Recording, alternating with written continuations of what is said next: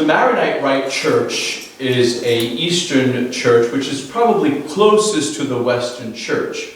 It's a beautiful liturgy. That liturgy goes back to the times of the apostles. And they actually continue to celebrate the Mass where they say the words of consecration in the original language of our Lord. It's the only one of the liturgies out there that actually say the words of consecration using the language that our Lord used. And it's rather a beautiful liturgy. And the Maronites have a particular devotion to Our Lady under the title of Our Lady of Purgatory. You'll find many parishes with that name of Our Lady of Purgatory. And it's kind of a strange title, Our Lady of Purgatory, right? Because we know that purgatory is a place of suffering. We call it the church suffering.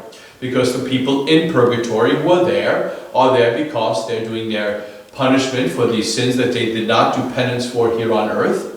They're making reparation for their past sins, restitution for that which they did not do here. They're being broken free of their attachment to mortal sin and also to venial sin.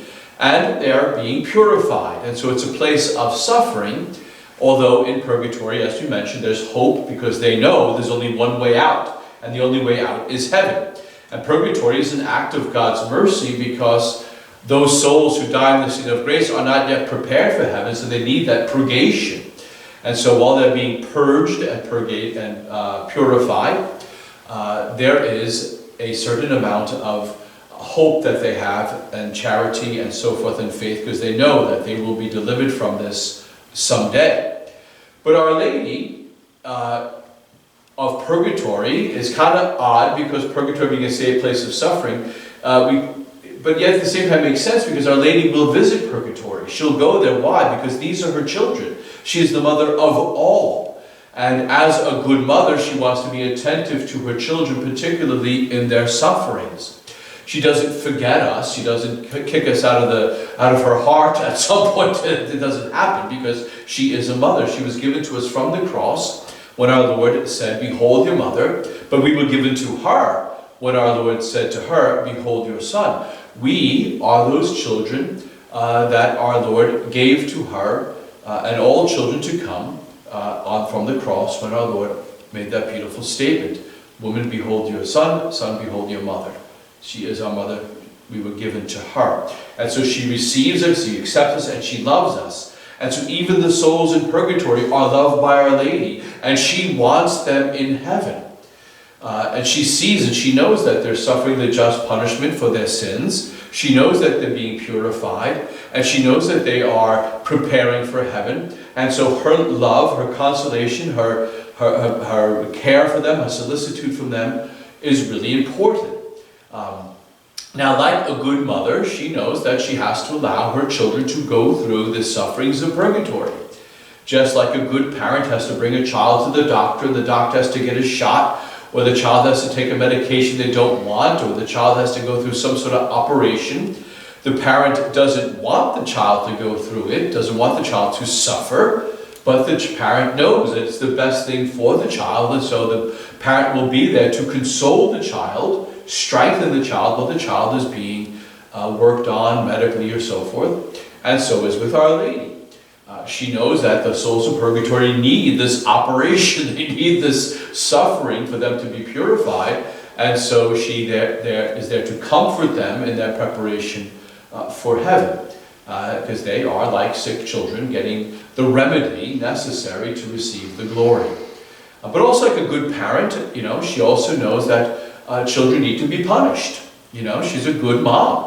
And we do need to be punished at times for our crimes and things that we've done, and that is just. Although Our Lady is the mother of mercy, there's also the reality that it's merciful for her, for her, for us to experience some consequences to our behavior here on earth to stop the behavior, but in purgatory so that we can receive the glory for which we were destined. So Our Lady will also comfort them, but at the same time she knows that they need to suffer the consequences because it's the best thing for her children. There's that line that parents like to say when they're going to punish their child, "This is going to hurt me more than it's going to hurt them, you."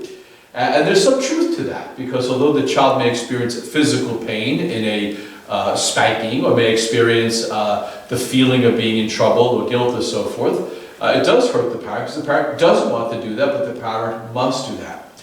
So Our Lady knows that the souls in purgatory must be there, but she also wants to console them when they're there. So a parent sometimes has to show tough love. We know that there are parents who the only way that they can show love to their children, if their children are hooked on drugs and addiction and so forth, is to throw them out of the house, let them hit bottom, and then pick them up after they hit bottom. And so those souls who die in the state of grace, not ready for heaven, are going to hit the bottom of purgatory. And it's the just, loving thing that God could do for us in preparing us for heaven.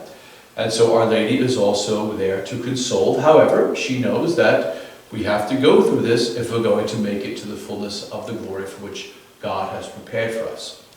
But Our Lady has such compassion on the souls of purgatory that she wants to assist them, she wants to help them through, but there is again our part in this, that we need to participate and assist Our Lady in the bringing of souls into the glory of the kingdom of heaven.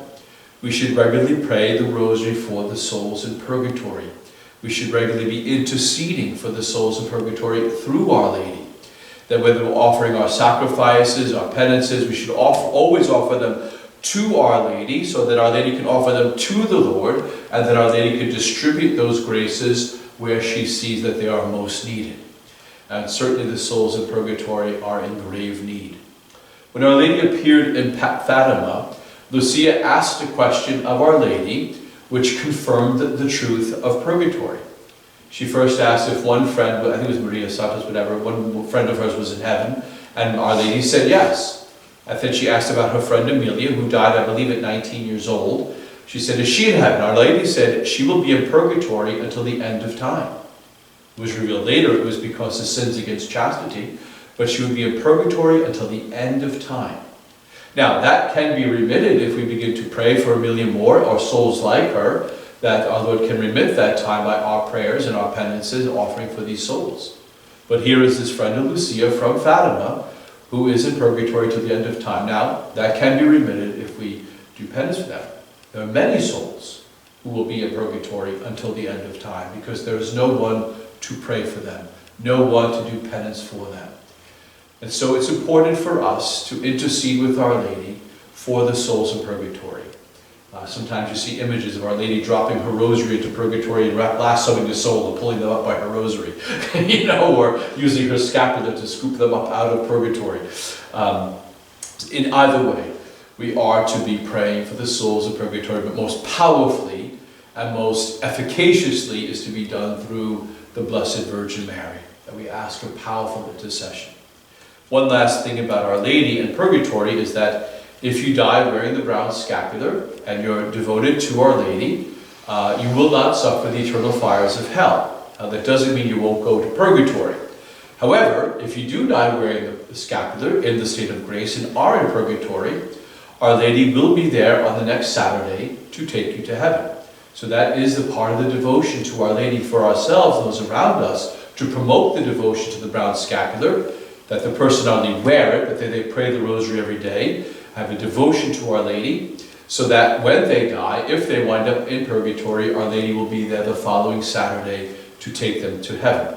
I'll probably die at 12:01 on Sunday and have to wait the whole week. However, it'd be pretty neat to die at 11:59 on Friday and be out at midnight at the first of the morning on the next Saturday. A minute later or something. That'd probably be pretty excruciating that minute. However, Our Lady will be there. So we should very much promote devotion to the scapular and devotion to Our Lady. It's not a magical charm. The scapular has to be worn with the concept that one has that devotion and be praying the rosary every day. But Our Lady will be there for us and for the souls who die wearing it. So today, may the Blessed Virgin Mary of Purgatory, may she visit Purgatory this day and bring from Purgatory all of our benefactors, friends, our relatives, anyone that we know that is there, and particularly the most forgotten souls who have no one to pray for them. That this day Our Lady may lead them all into the glory of the kingdom of heaven, and her children may finally be home. May God bless you, and Mary keep you.